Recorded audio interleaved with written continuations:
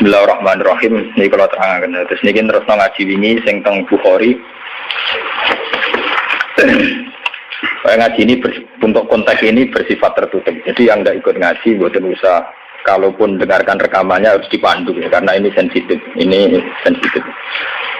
Hadis fitnah itu dimulai dari tragedi-tragedi yang akan dialami umat Islam. Terus di akhir hayatnya Nabi itu sering ngendikan bahwa urusan kalian yang akan datang itu yuradu aliyah, semuanya pernah ditampilkan kepada saya, termasuk tragedi-tragedi kemanusiaan yang akan dialami umat ini. Itu di akhir-akhir hayat Nabi sering ngendikan bahwa saya sebagai Nabi, sebagai Rasul, yuradu aliyah amrukum, termasuk semua dipintaskan ke saya, ditampilkan ke saya. Jadi, sehingga Nabi melihat umat akan mengalami apa itu ya kayak melihat video, melihat TV. Termasuk tragedi KBPT Said Husain. Nah, ketika itu sudah menjadi keputusan Tuhan, keputusan Allah, Nabi itu hanya bisa memandu secara syariat. Tapi Nabi tidak bisa merubah itu sebagai takdir. Ya kalau mukadimah ini, Nabi sebagai Nabi, karena itu sudah diketahui sebagai takdir Allah itu, ya hanya melihat itu sebagai takdir. Tapi tidak bisa merubah takdir itu, hanya memandu secara syariat. Nah, panduan secara syariat itu dimulai dari misalnya sataf tariku umati salasan wasafina firqah, bahwa umatku nanti akan menjadi 73 kelompok. Semuanya sesat di neraka kecuali satu. Ya, Nabi hanya punya panduan satu, itu siapa ya Rasulullah? Qol ma'ana alihil yawma wasabi, orang-orang yang berpegangan sunnah saya dan sunnah para sahabat. Nah, itu banyak hadis-hadis di akhir hayatnya Nabi itu sering pesen begitu. Nah, coba tengah sini jenengan kalkulasi maling. Ini kan teng Bukhari diterangkan ketika banyak fitnah itu ngendikane Nabi ini kan dipandu talzam jama'atal muslimin, kita harus ikut mayoritas. Ini urung ono tenan. Apapun kecewa sampeyan terhadap komunitas tertentu atau partai tertentu atau ormas tertentu, kita harus ikut mayoritas. Sebenarnya kalau ngaji temputi-temputi saya bilang, saya sebagai orang alim, kemungkinan saya itu kalau tidak NU ya Muhammadiyah, selagi NU Muhammadiyah itu mayoritas, ya saya kalau tidak NU ya apa? Muhammadiyah. Partai juga gitu, saya ikut partai yang mayoritas, yang mainstream, yang umum-umum. Karena bisa dihitung ya, kalau setiap kebenaran itu diekspresikan lewat partai atau lewat ormas tertentu, berapa sih kebenaran bisa kita lakukan? Kita tidak usah nyebut contoh ya, misalnya sampean meyakini satu kebenaran A dan B, kemudian bikin partai, paling panter kamu sebagai manusia atau hanya bisa melakukan A dan B. Ada partai tertentu yang ingin memperjuangkan kebenaran tertentu, paling banter hanya memperjuangkan 1-2 bentuk kebenaran. Nah, masalahnya ketika semua ini punya ruang gerak untuk bikin kelompok, kelompok ini akan menjadi banyak dan nggak terkendali. Semuanya punya bendera sendiri, punya partai sendiri, punya ormas sendiri. Coba sekarang itu sampean kalau melihat di berita-berita, berapa kelompok yang atas nama karena Nabi serbanan hitam merasa harus serbanan hitam. Karena ada riwayat bahwa Nabi itu pilokan, terus kemudian mereka kalau sudah pakai pilok merasa mengikuti sunnah Nabi. Yang nggak pakai pilok enggak. Memang Nabi itu pakai semir. Dulu semua riwayat mengatakan Nabi Abu Bakar semua itu pakai semir. Ya gaul, Nabi lah itu pakai semir. Dan Nabi itu gaul pakai semir. Tapi semir yang sunat itu memang merah. Di kitab-kitab fikih semir yang sunat apa? Lagi sing nate ngaji di fikih semir itu nggak malah haram tuh. Sing sunat apa?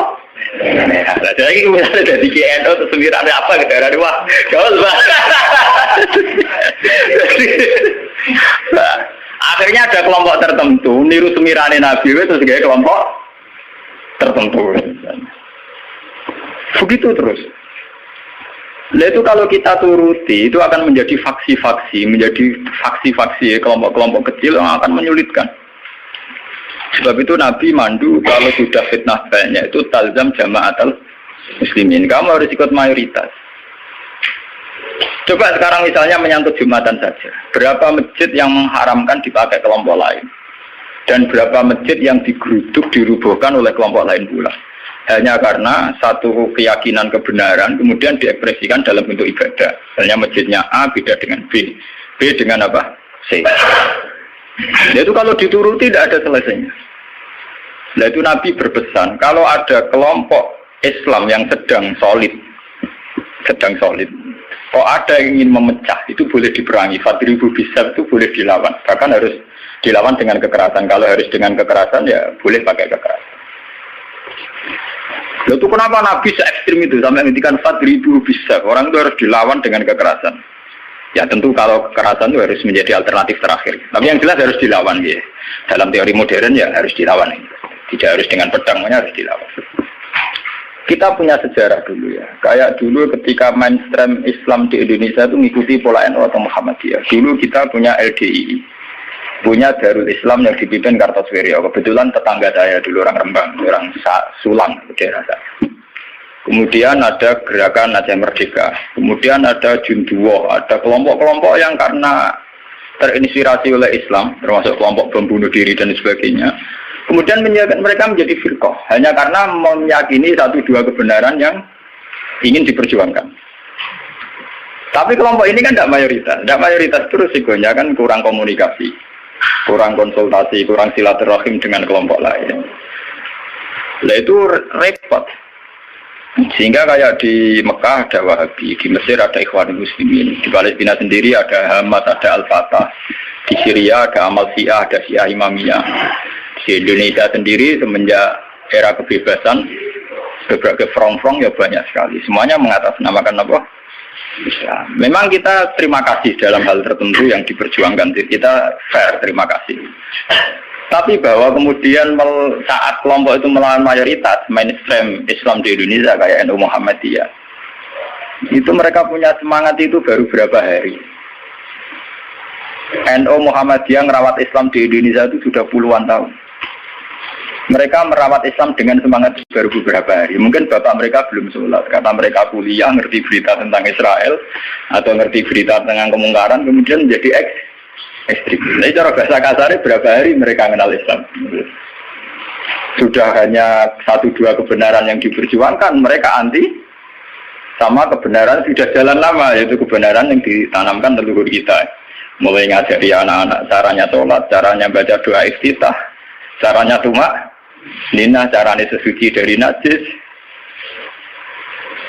Nah, tapi kelompok-kelompok yang istiqomah ngajar ini kan tidak menjadi populer karena ada demo pakai bendera besar-besar. Kelompok apa?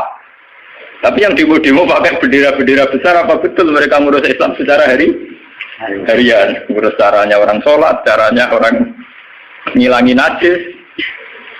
Kiai NU ku selera karuan orang non najis mulai mukhafafah mughalladah mutawat kita angkono do ribet ge gendera demo ya ora tempat ge gendera to bedino mulang urusan apa najis mulang kate jelimet era karuan ana muktada mutamayiza mukhayyizah takhayyirah sampai mbono sing damun akhlak to aqua ambek ora aqua iku entek energi menapa entek. Nah itu dulu fenomena kelompok itu kata Nabi secara syariat itu dipandu, kamu harus ikut mayoritas kata Nabi. Ketika banyak fitnah kamu harus ikut mayoritas. Mun tak niki dihitung, ini ngaji tenan gitu. Tapi ini tertutup ya, artinya ngaji. Zaman hitung mawon. Kalau partai-partai atau ormas banyak itu kita turuti atas nama ideologi tertentu atau atas nama visi tertentu, oke lah atas nama visi tertentu orang sah bikin partai, bikin ormas. Tapi mereka secara realistis karena minoritas itu apa sih yang bisa diperbuat dari kelompok minoritas? Sudah gitu secara teori modern kalau dia ada jabat namanya oposisi. Sudah oposisi kasih duit cilik. Paham ya? Oposisi radi duit napa? Cilik. Ngurusi vaksinnya dewe kebingungan urung ngadepi sebuah negara. Itu mendingan umat Islam itu ikut mayoritas, yaitu bagian dari negara. Sehingga peralatan negara dengan sendirinya juga peralatan Islam. Sama saya hitung ya. Kalau nanti ngaji bolak-balik kalau hitung, ini rumah tenan hitung di penggalih. Kalau umat Islam itu ikut umumnya orang, ada yang jadi tentara, yang jadi polisi, yang jadi pedagang, ada yang jadi pengusaha, ada yang jadi miskin. Ini rasa tidak ada jadi. Kalau itu tidak usah proses penjadian, sudah jadi sendiri. Lama. Karena itu mengakui Islam yang hanya bunyal Islam ala khamsin. Ini rumah tenan ini ngaji. Saya bertaruh betul. Saya bertanggung jawab di depan Allah. Kalau mereka mengikuti Islam dengan kaidah Nabi saja, yaitu hanya bunyal Islam ala khamsin, bahwa Islam itu dibangun atas 5 hal, yaitu syahadat la ilaha illallah wa anna muhammadar rasulullah wa iqamis shalat wa ita'iz zakat wa shaumi ramadan wa hajjil baita man istata'a ilaihi sabila. Itu tidak menerangkan partai politik, juga tidak menerangkan sebuah bentuk negara, juga tidak menemukan formasi negara, formula sebuah negara. Itu enak. Artinya enak itu misalnya kalau misalnya kayak Rukin Madun mau dibunuh orang Israel karena bagian dari bangsa Indonesia, negara harus melindungi. Atas nama dia bagian bangsa Indonesia. Karena dia ngakui konstitusi negara, dia warga yang baik. Maka ketika Rukin Madun mau diculik Israel, itu negara harus melindungi dengan peralatan negara. Itu beda dengan kalau Rukin Madun gaya faksi tertentu anti negara, negara balane Amerika. Ini gaya faksi tertentu anti Israel. Gaya bambu runcing dewe, gawe senjata rakitan, terus digo nyerang Israel. Itu kalau diserang Israel, itu negara harus tanggung jawab. Toh kamu tetap kalah karena menari. Kulo ini pas ngaji teng Demak, teng kanca-kanca sing derek kulo ngomong. Kita secara ideologi bersimpati ya sama kelompok-kelompok yang melawan kebatilan. Tapi kalau kelompok itu kecil dan beda dengan negara, itu resikonya negara harus tanggung jawab. Ya kan kita cerita ilmiahnya saja. Ini bukan menyalahkan siapa-siapa. Kita cerita ilmiahnya saja.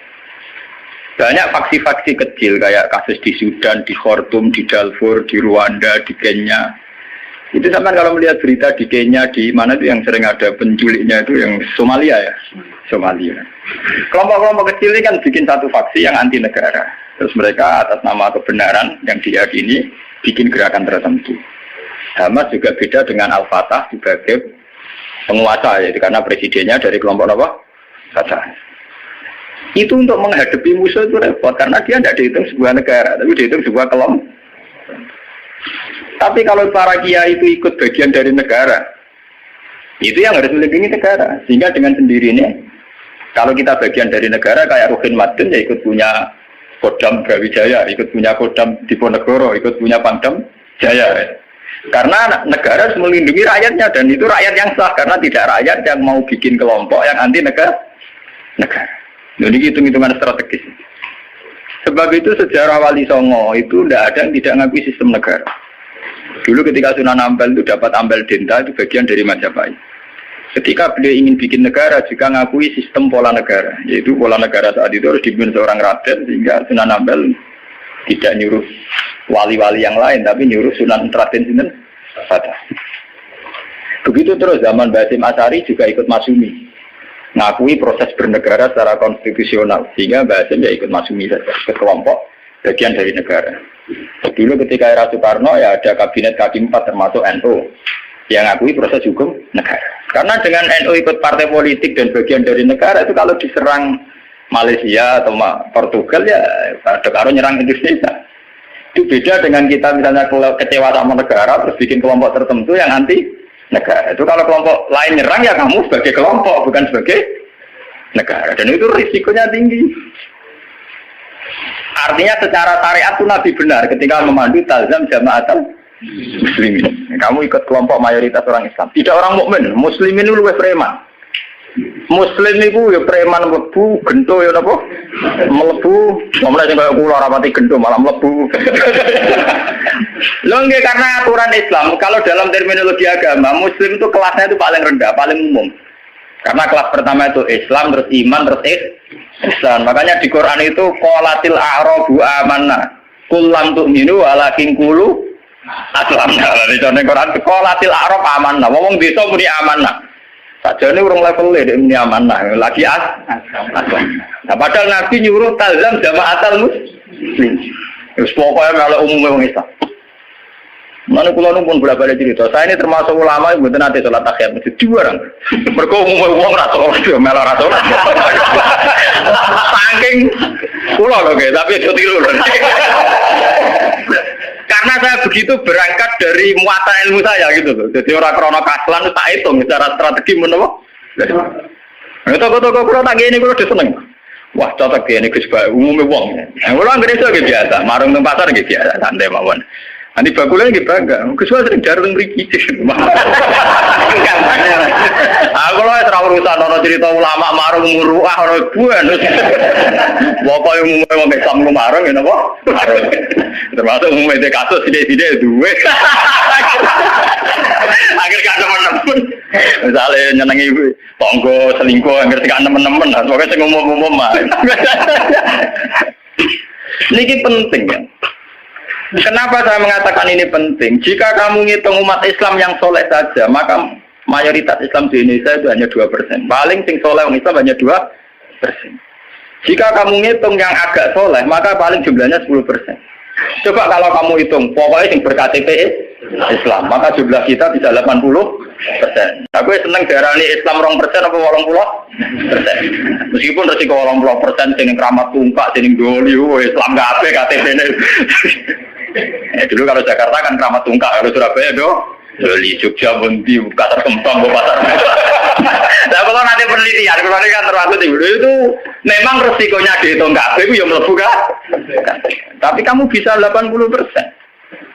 Sehingga karena jumlah mayoritas 80% dengan ngitung BTS, lonte, gento dan sebagainya, itu tetap menjadi mainstream. Presiden harus Islam karena dihitung 80%. Coba kamu nuruti kesalahan sepihak, maka Islam jumlahnya hanya 2%. Maka berarti presiden cek kafir, cek Kristen nggak masalah karena jumlah umat Islam mau hitung orang persen. Ya ini gua anggap Islam ra penting, Islam ra kanggo mergo WTS. Ya, tapi akhirnya gara-gara rabu itu jumlah orang Islam mau 5%. Resikonya di presiden Kristen itu masalah karena mau dihitung. Coba kalau kamu tetap hitung semua, itu tetap 80%. Akhirnya kita tegak sebagai mayoritas. Memang kamu madun Islam mayoritas surat ditopang Islam BTS maling dan sebagainya. Bedanya kiai lah. Kita berdiri tegak sebagai mayoritas itu ditopang Islam sing jualan sing gendho-gendho. Dari siapa kita tegak sendiri? Sebab itu Nabi memandu. Kalau kelompok sudah bulat, itu tetap kita ikut mayoritas. Talzam jamaatan. Itu ngaji kita. Makanya wa mustamiun. Kita masih sepakat bahwa Islam itu harus jalannya bunyal Islam ala khamsin. Kita mengikuti panduan hadis sahih bahwa Islam hanya bunyal Islam ala khamsin. Yang namanya Islam itu ya hanya syahadat, sholat, zakat, puasa dan haji. Titik. Nah, bahwa ini cerita ilmu sosiologi. Bahwa kita ingin punya presiden Islam, bupati Islam, gubernur Islam, itu bawaan psikologi mayoritas. Ini eleng-eleng, bukan ideologi Islam. Saya sebagai ulama bertanggung jawab terhadap mazhab ini.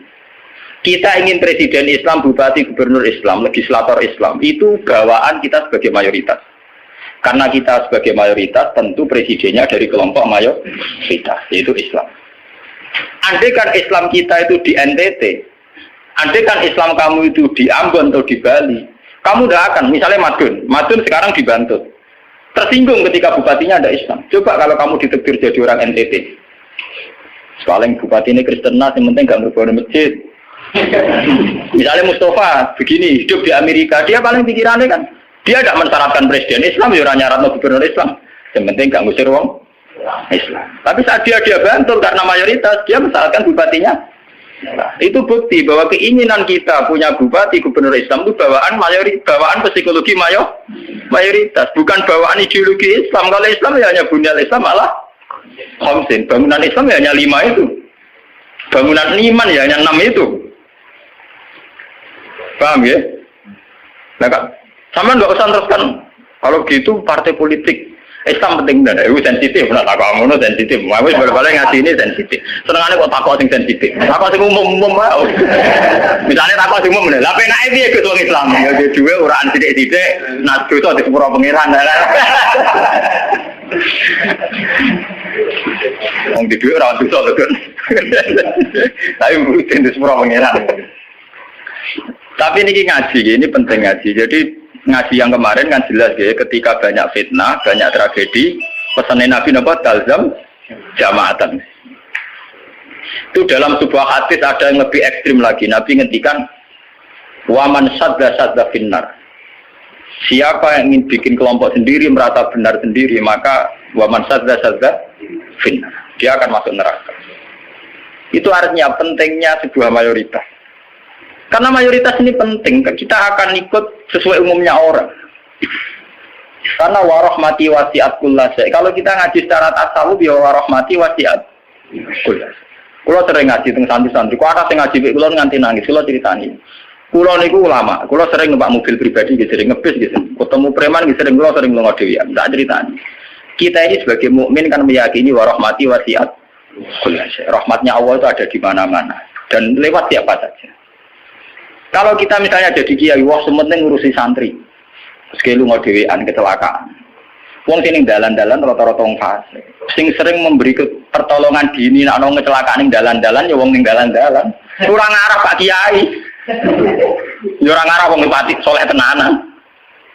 Tapi ternyata Allah membuat orang di jalan-jalan hikmahnya banyak. Mereka adalah orang-orang yang sering melakukan pertolongan dini saat ada kecelakaan. Mereka adalah orang-orang gara-gara di dalan-dalan orang kesasar takut alamat ditakoi. Kowe tahu di ganjaran zona alamat orang kesasar. Kok kita ora tahu ning dalan? Tapi ternyata rahmati Allah dilipat nang ning dalan-dalan kita lunga ning ndi karo alamate takok orang yang di jalan. Kita harus iman karo rahmati wasiat kullah. Rahmatnya Allah di mana? Nanti kalau ulama lagi biasa tentang terminal, ketemu macam-macam biasa. Cara pulau lagi biasa, tak mau coba rahmati wasiat nopo. Kalau biasa lah ini. Ya artinya ya kita harus iman. Dan saat kita meyakini mayoritas bahwa rahmatnya Allah Taala itu mayoritas, Islam juga mayoritas. Kita merasa saat di pondok ya kumpul orang Islam, saat di terminal kumpul orang Islam, yang jalan kumpul orang Islam. Coba kalau kamu pakai eksklusif. Terminal begitu cabut itu fasek kabeh. Baru-baru butuh ngisi itu biasa wong fasek wong bayar. Kok dalili, ngomong kok bayar fasek. Nah, gue malah iso ngisi kan. Fasek ke Allah, penting nyediakno WC kena bengi. Di Bang Soleh rabi fasilitas. Fasek ke Allah. Jadi contoh-contoh betapa eksklusisme, satu perasaan eksklusif itu menyesatkan. Allah sendiri terbuka rahmati wasiat kulas. Lah kulase ini lebih dekat mayoritas apa minoritas? Lebih dekat teori apa? Mayoritas. Nah, makanya saat ini kita ngaji nih, ya, bahwa panduan Nabi untuk mengikuti mayoritas itu secara syariat memang sudah benar, dan setelah teori rasional teknis juga sudah benar. Cuma kan saya harus menyampaikan ini lewat ngaji, bahwa ini bukan akal-akalannya Gus Bah, memang ada di kitab yang diyakini sahih, yaitu kini kitab Muslim. Muslim itu dua kitab, yang satu paket dengan Bukhari nopo Muslim. Dua kitab yang diyakini sahih setelah kitab buah. Ya, dalam keyakinan mayoritas orang Islam setelah kitab buah adalah kitab Bukhari nopo Muslim. Dan lewat kitab sahih ini sampean tahu bahwa panduan mengikuti mayoritas adalah panduannya Nabi. Paham ya? Panduannya sinten? Nabi. Mulai kiai ngalim-ngalim Jawa juara berjubahan. Umumnya wong nganggo hemis ini biasa umum wong. Karena mereka tahu betul pentingnya mayoritas, pentingnya tradisi mayoritas. Mereka jarang orang-orang alim mau memaksakan jubahan, maksudnya paling kadang-kadang kasih matan bin macam, tapi ini kemauan ya wong tertentu jubarang gitu, mau ngalim. Nah rapati ngalim kata, tapi jubarang mau dapat terus. Mau ngalim-ngalim kali beru mesti biasa-biasa lah. Panas. Oh, terkuat ya tenang. Sing umum-umum mawon. Mohon terus akan niki lah. Ketika kebenaran itu ternyata tidak sesuai dengan perilaku pejabat atau perilaku sebuah pemerintahan itu kayak apa? Nah ini terus babu wujubil ingkar ala lumara fima yukhalifu syarka wa tarki qitalihim ma sallallahu wa nahwi dzalik. Ini panduan bagaimana ketika kebenaran itu benturan dengan pejabat-pejabat yang korup, yang salah, dengan hukum-hukum pemerintahan yang salah itu gimana? Ini langsung kalau baca hadisnya bahwa saat demikian kita wajib ingkar tapi tidak harus perang. Kalau baca haddatsana Haddad bin Khalid, haddatsana Hammam bin Yahya, haddatsana Qatadah anil Hasan, Ad-Dubbah bin Mihsan, an Ummi Salamah, anna Rasulullah sallallahu alaihi wasallam. Satakunu umara'u fata'rifuna wa tunkirun. Faman arafa bari'a wa man angkara salima. Walakin man radiya wa taba'a. Qalu afala nuqatiluhum qala la ma sallallahu. Ini panduan saat kita sebagai orang soleh ngadepi pejabat-pejabat yang nakal misalnya. Saat aku bakal ono sapa umara, pira-pira pemimpin, pira-pira amir, pira-pira pemimpin. Pemimpin ini iso pejabat, iso pemimpin kultural, pemimpin ormas, wae pemimpin umara jamu amir. Fatarifuna mongko kenal sira kabeh tapi watung kiruna lan ingkar sira kabeh. Kowe iso kenal tapi ya ingkar karena ya mungkin perilakunya sing enggak bener. Faman arafa bari. Faman mongko te sapane wong arafa gelem kenal sapa man bari ya mongko bebas sapa man. Maksudnya kenal yo terus iso milah-milah mana yang baik mana yang buruk. Waman te sapane wong angkara iku ingkar sapa man salima mongko slamet sapa man. Kowe ra kenal bupati atau gubernur atau pejabat sing korup sing nakal. Iku sing ingkar selamat. Lah sing ra slamet sapa? Melane mati korupsi ini iku. Walakin man rodiya wa ta. Walakin man rodiya, tetapi ini sing ra slamet yo rido cocok wa ta ya anut wah cocok pintan ta. Mergo untuk bagi bagian. Wis taruh ono tuh biasa wae. Biasa wae perkara ngene ae. Walakin man rodiya napa? Wa ta. Lah ini anti ke Nabi. Beliau yaitu tadi ikut mayoritas. Nabi ditanya, "Qalu ketika kita melihat pejabat yang mungkar, yang enggak bener, afala nuqatiluhum? Ana ta ora merangi kita hum ing Umar? Napa boten diperangi nawon ya Rasulullah? Kudeta mawon."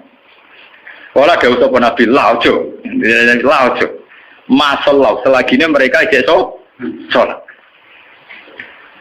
Ini menunjukkan gitu bahwa ini loh, ini hadis sahih bahwa ajaran Nabi untuk melihat kemungkaran itu tidak ada yang ajarannya itu disuruh revolusi pakai kudeta tidak.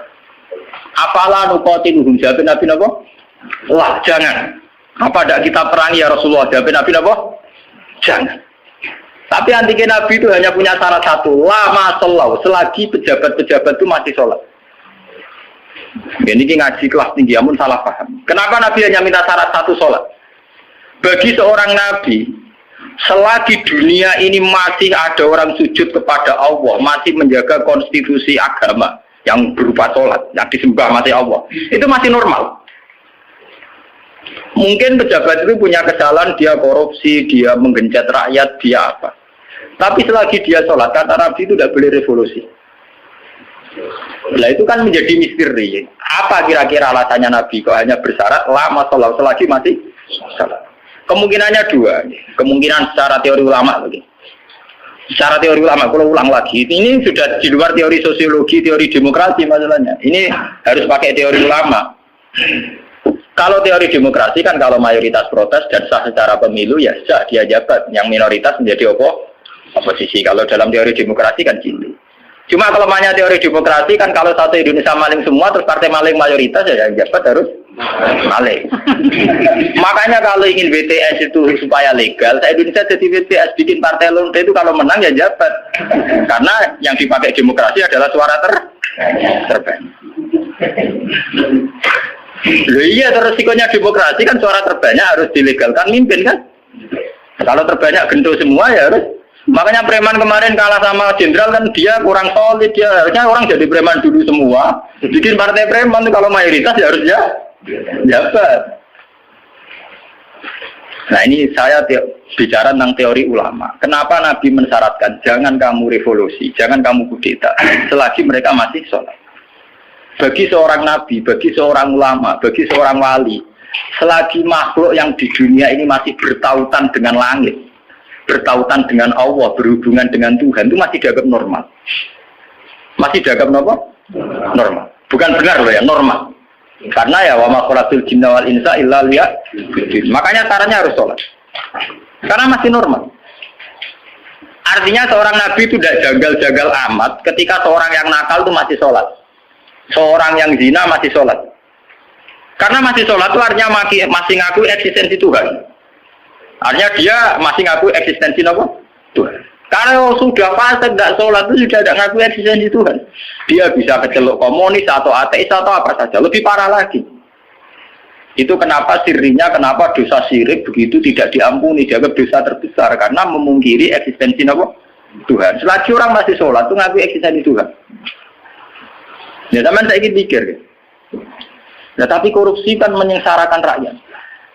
Korupsi itu menyengsarakan rakyat dalam konteks rakyat yang nggak punya ketahanan. Karena misalnya APBD dikorupsi bupati sehingga tidak ada pembangunan Bantul atau Sleman atau negara mana saja. Paling banter sarana umum yang terbengkalai. Tapi masyarakat yang punya ketahanan hidup secara baik, dia punya pertanian yang baik, punya perdagangan yang baik. Itu pejabat korupsi hanya dia dosa saja dengan Tuhan karena rakyatnya punya ketahanan sendiri. Makanya Nabi berpesan semua kesalahan itu dimulai dari masyarakat tidak punya ketahanan. Alaikum anfusakum la yadurrukum man dhalla idza ihtajtum.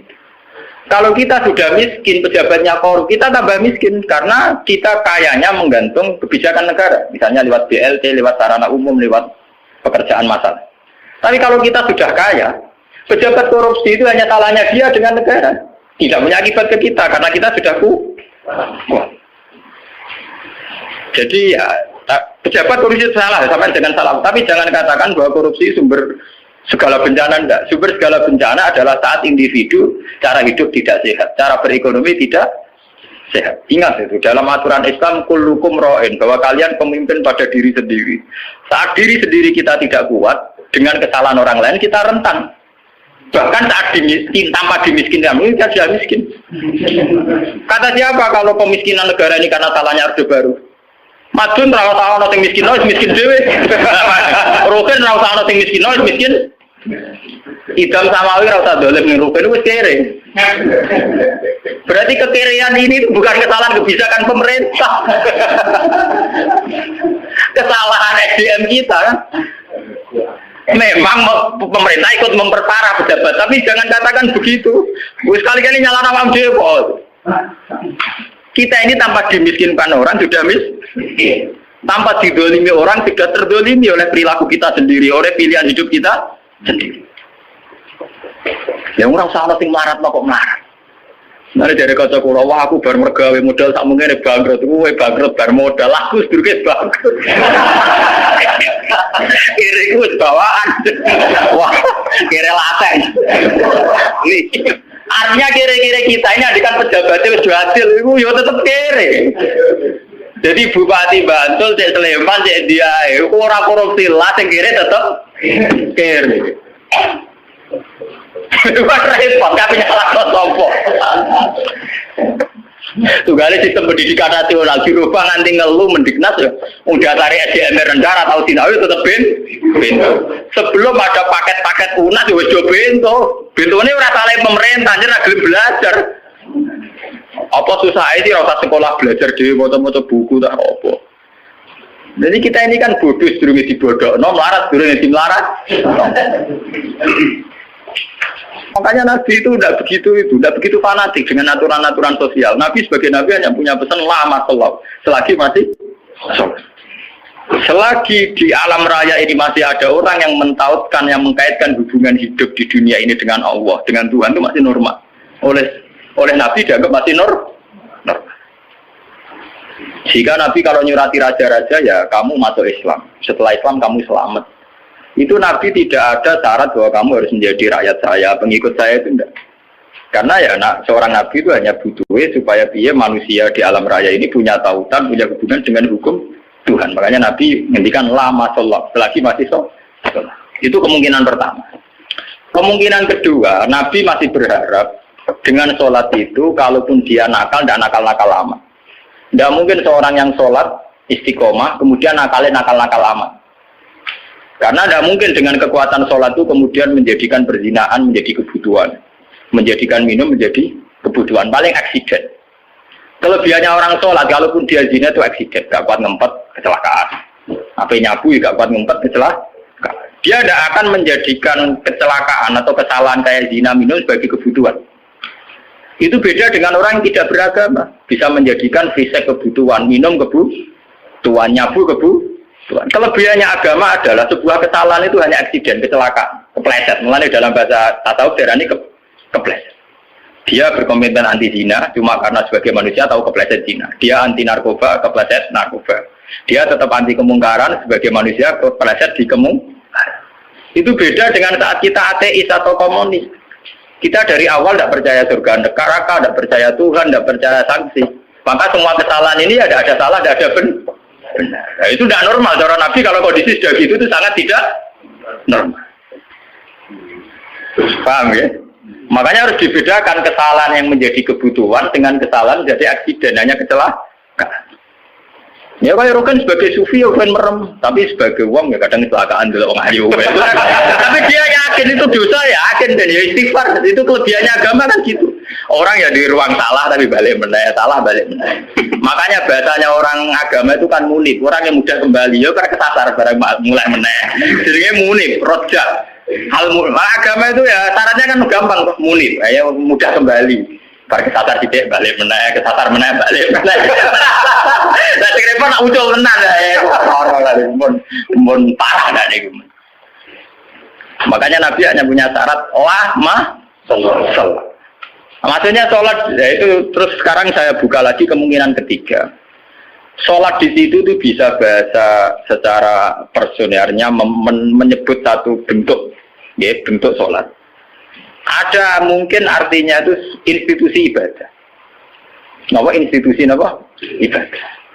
Selagi mereka masih membolehkan orang sholat atau selagi institusi agama itu masih boleh jalan. Karena kita hidup di negara macam-macam. Kalau di Indonesia presiden tidak sholat itu jelek. Coba kalau sampean warga Singapura atau sampean ditegur menjadi warga Thailand. Tentu kita sebagai muslim dipatani di Thailand hanya bersyarat yang penting pemerintahan tidak memberangus masjid. Yang penting pemerintahan tidak mengganggu aktivitas masjid. Makanya masalah saja artinya selagi tidak menghalangi institusi agama yang bernama sholat. Bisa saja pejabatnya itu tidak sholat. Kayak kita misalnya ditegur dari warga Thailand atau kita warga Singapura. Mungkin PM-PM-nya ada sholat, pejabatnya ada sholat. Tapi masalah bagi kita saat ada sholat melarang orang sholat. Dan tidak menjadi masalah kita saat mereka ada sholat, tapi tidak melarang institusi sholat. Paham ya? Artinya selagi masih tidak menghalang-halangi institusi agama yang bernama sholat, itu kita tidak usah revolusi. Kecuali kalau sudah menghalang-halangi sholat. Makanya di Quran diterangkan, masalah perang itu harus kita lakukan ketika ada lahu dimat suami wa biya'u wa sholawatu wa masajidil karu biyasmuwahi kasirah. Itu hebatnya Quran. Jadi dari awal Quran itu ingin sekali gak ada perang, kecuali kalau simbol-simbol agama dihalang-halangi, dihanguskan. Makanya di Quran nonton ayat walau la tafwa hinna tabadhum dibadil lahu dimat suami'u wa biya'u wa sholawatu wa mata jika yuskaru fi hasmuwahi katsira wa la yansurunallahu mayyan. Oke, ada perang kalau simbol-simbol agama, institusi agama sudah dilanggar. Yaitu misalnya masjid tidak boleh berdiri, orang tidak boleh sholat. Nah kita sebagai ulama, sebagai seorang muslim, perhitungan kita sederhana. Selagi bangsa Indonesia atau pejabat Indonesia tidak menghalang-halangi institusi yang bernama sholat, ibadah, kita harus mengakui itu pemerintahan yang sah. Karena kita sebagai orang yang beragama, hitung-hitungan kita sholat saja. Orang untuk duit, orang pokoknya kalau itu hitung-hitungan. Ya aku nak umat ulama itu ya, umat ulama yang ini gitu, nak umat gendone ya gitu yang duit. Ya karena umat. Mari dosanya kan mau eksiden, mau kecelakaan. Orang laten, orang dosa apa? Kan rum komunis kan kita ada komunis orang. Makanya lama sholat itu bisa saja artinya yang penting institusi sholat itu tidak terganggu. Makanya banyak dulu ulama-ulama dulu yang hidup di Tashkent, di Azerbaijan. Dulu Imam Bukhari itu orang mana? Sampai kira orang Bukhari itu orang Mekah atau Madinah? Tidak, dia orang Azerbaijan. Sekarang ikut Tashkent. Makanya kalau kitab-kitab dulu namanya As-Samarqandi. Samarqandi itu Tashkent. Sekarang kalau tidak ikut Ukraina atau Azerbaijan, mulai kawasan sana di Bukhara. Itu dulu ya biasa saja mereka punya raja yang tidak Islam atau apa. Biasanya taruhannya saja itu baik, tidak menghalangi orang sholat. Makanya dulu Nabi ketika di Mekah ya biasa hijrah ke Habasah ke Ethiopia. Saat itu rajanya tidak Islam. Nabi mengira diperlakukan secara baik. Artinya saat Nabi beragama tidak dilarang. Ternyata di Ethiopia, di Habasah saat Nabi beragama dilarang. Artinya ukurannya itu tidak harus Islam. Tapi yang penting saat kita beragama tidak dihalang-halangi. Paham ya? Dalam tarikh kita kan begitu tuh. Makanya Nabi perhitungannya satu.